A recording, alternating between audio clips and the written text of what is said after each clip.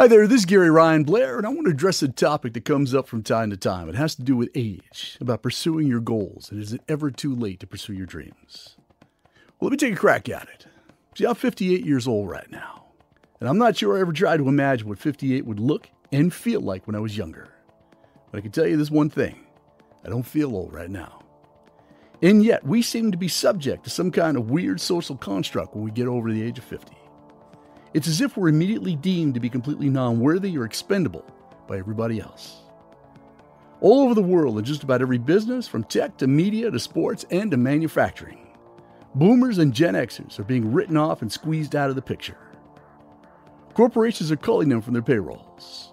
Hollywood is writing them off the screen, and advertising is completely ignoring or even humiliating them. It doesn't seem right to me at all. In fact, it seems like they're making a huge mistake. Especially when you factor in that the 50-plus age population are the ones with the least amount of debt and the most amount of assets. Actually, it's worse than crazy. It's plain stupid. Just do the math. In 2021, with Xers now entering their 50s and boomers living longer than ever, older people make up 30% of the workforce. You see, folks over 50, and there are more than 113 million of them in the United States alone. See, they own over 70% of the wealth, and they purchase an estimated $5.6 trillion a year in goods and services. And what you could surmise from that is that boomers and Xers buy more cars, they spend more on luxury and adventure travel, and more on electronics and homes than any other age group. If you take all that into consideration, you can quickly surmise that the biggest mistake that brands and media companies make with the 50-plus set is dumping them into one big, undifferentiated bucket. And as the 64-year-old comedian Ron White says, you can't fix stupid, but you can capitalize on it.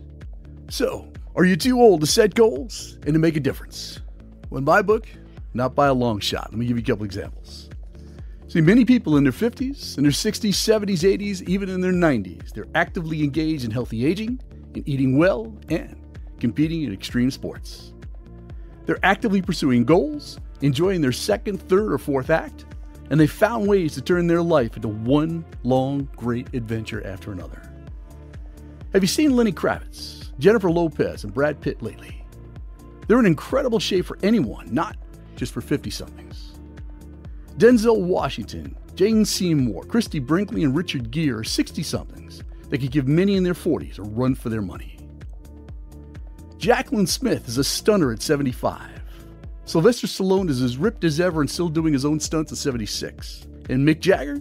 Well, he continues to belt out jumping Jack Flash at the right young age of 78. Tony Bennett, Clint Eastwood, and Betty White, who are all in their 90s, they remain very active and they're still pursuing their goals and their dreams. So what about you? What big goals, what grand dreams and epic adventures are you pursuing right now? See, it's not too late for any of us to make a difference, to take a leap, or to take on a challenge and a win. And as you may have guessed, that's why I encourage all of my fellow gray-haired friends to stay engaged, to challenge themselves, to continue to push their limits, and to stay mentally and physically active. Yes, you are in fact getting older, but there's much to do, there's things to see, and there are many mountains for you to climb.